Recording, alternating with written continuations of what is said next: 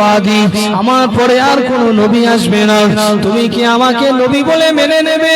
তুমি যদি আমাকে নবী বলে মেনে নাও, আল্লাহ পাকের আযাবে জাহান্নাম থেকে বেঁচে যাবে, আল্লাহ পাকের দয়ার জান্নাতের বাসিন্দা তুমি বেনে যাবে। এই কথা বলার সঙ্গে সঙ্গে আম্মা জান খাদিজাতুল কুবরা রাদিয়াল্লাহু আনহা সঙ্গে সঙ্গে নিজের স্বামীকে রাসূল বলে নবী বলে স্বীকৃতি দিয়ে দিলেন। জোরে বলুন সুবহানাল্লাহ, আর একটু জোরে বলুন সুবহানাল্লাহ। পৃথিবীর জমিনে নবীকে নবী বলে মানলেন সর্বপ্রথমে একজন মহিলা, তিনি বলেন আমার আপনার আম্মা জান আল্লাহ নবীর প্রাণ প্রিয় বড় বিবি, তার নাম হলো হযরতে খাদিজাতুল কুবরা। নবী পাককে সর্বপ্রথমে নবী বলে স্বীকৃতি দিলেন। আল্লাহ রসুলের মনটা খুব আনন্দিত হয়ে গেল। তাই তো আমার বিবিকে দিনের দাওয়াত দিলাম, বিবিটা এক কথায় কোনো প্রশ্ন সওয়াল জবাব না করে জি এক কথাই মেনে নিয়েছে আমার কথা। আমার বিবিটা আমার কথা মেনে নিল, জান্নাতি হয়ে গেল। রাসূলুল্লাহ মনে মনে ভাবতেছেন আমার বিবিটা যখন আমাকে নবী বলে মেনে নিল, এবারে কার কাছে যাওয়া যায়? দিনের দাওয়াত তো দিতে হবে, কিন্তু শর্ত হলো গোপনে গোপনে।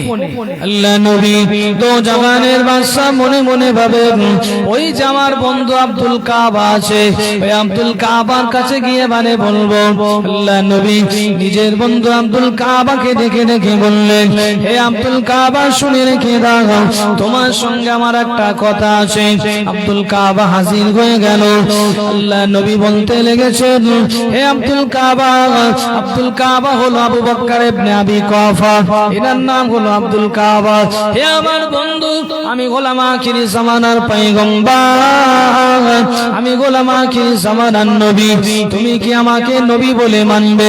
সঙ্গে সঙ্গে সর্বপ্রথমেই কথা শোনার সঙ্গে সঙ্গে হযরতে আবু বকর সিদ্দিক সঙ্গে সঙ্গে রাসূলুল্লাহ নূরের হস্ত মোবারক ধরে পড়ে নিলেন, আশহাদু আল্লা ইলাহা ইল্লাল্লাহ ওয়া আশহাদু আন্না মুহাম্মাদান আবদুহু ওয়া রাসূলুহু।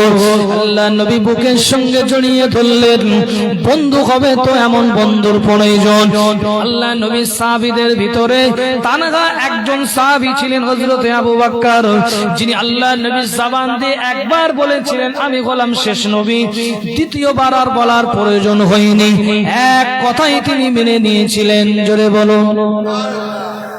এই সর্বপ্রথম অনেক সাহাবী আছে রাসূলুল্লাহর বিপক্ষে যুদ্ধ করেছেন, প্রশ্ন করেছেন, রাসূলুল্লাহর মুজিজা দেখার পরে ঈমান এনেছেন, রাসূলুল্লাহকে পরীক্ষা নিয়েছেন, প্রশ্ন করেছেন, প্রশ্নের জবাব দেওয়ার পরে না সত্যি আপনি নবী, তারপরে স্বীকার করেছেন। একজন সাহাবী তিনি হলেন হযরত আবু বকর সিদ্দিক। কোনো প্রশ্ন নয়, কোনো কোশ্চেন নাই, নো কোশ্চেন। তিনি একবার শুধু বলেছিলেন আমি নবী, তুমি কি আমাকে মানবে? এক কথাই তিনি বলেছিলেন আশহাদু আল্লা ইলাহা ইল্লাল্লাহ ওয়া আশহাদু আন্না মুহাম্মাদান আবদুহু ওয়া রাসূলুহু। আরেকবার বলুন সুবহানাল্লাহ। আনন্দে বুকটা পাঁচাত হয়ে গেছে, বুকের সঙ্গে জড়িয়ে ধরেছে, বুকের সঙ্গে জড়িয়ে ধরেছে। আল্লাহ নবী হযরত আবু বকর সিদ্দিককে ডেকে ডেকে বললেন, হে আমার বন্ধু আব্দুল কাবা, এবারে তোমার নামটা আমি একটু পরিবর্তন করে দেব। তুমি যখন আমাকে নবী বলে মেনে নিয়েছো, মাথাটা নিচু করে বললেন, হুজুর আপনি যে নামটাই দেবেন আমার মঞ্জুর। আল্লাহ নবী তিনি নিজে নাম দিয়েছিলেন আবু বকর। জোরে বলুন সুবহানাল্লাহ। ও বাবাজিরা ভাইরা, ও নবী পাকের উম্মতুল্লাহিরা, হযরত আবু বকর তিনি বাড়িতে চলে গেলেন গোপনে গোপনে।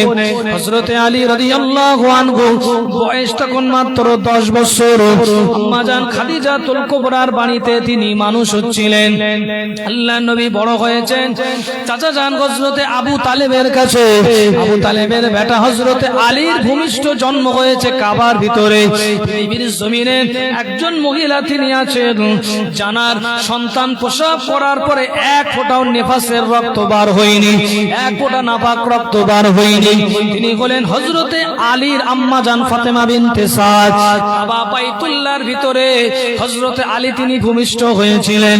নাপাক খুন বার হলে আল্লাহর কাবা অপবিত্র হয়ে যাবে, সেই জন্য এক ফোঁটাও নেফাসের খুন বার হয়নি।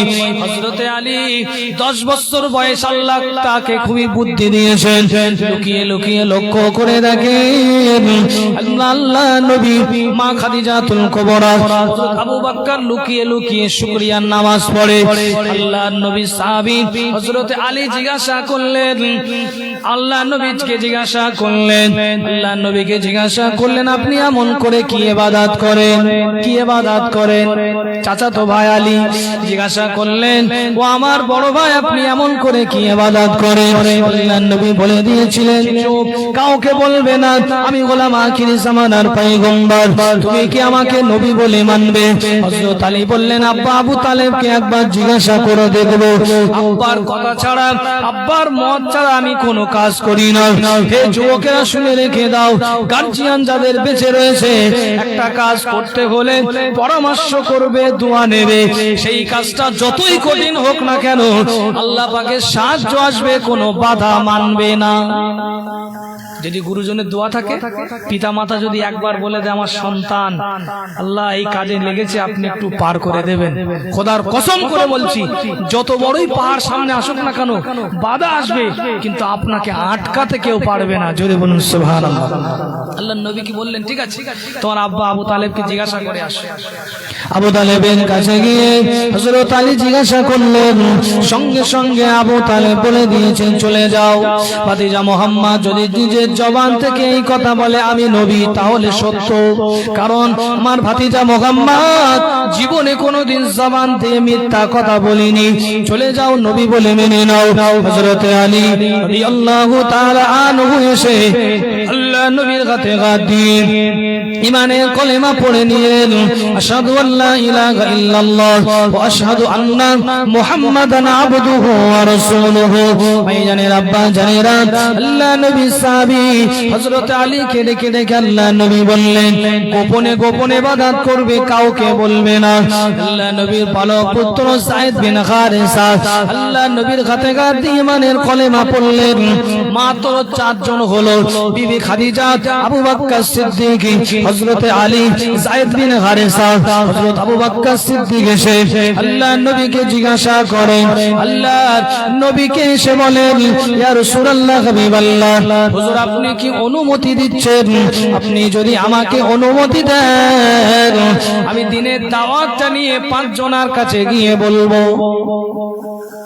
মনোযোগ দিয়ে শুনেন, একটা কথাই জায়গায় বলি, হুজুর কিন্তু আবু বকর সিদ্দিককে বলেননি তুমি আমার দায়িত্ব নিয়ে মানুষের কাছে দিনের দাওয়াত দাও। আবু বকর সিদ্দিক হুজুর নিজে থেকে আসলেন। কেমন বন্ধু দেখেন, হুজুর আপনি কি অনুমতি দিচ্ছেন?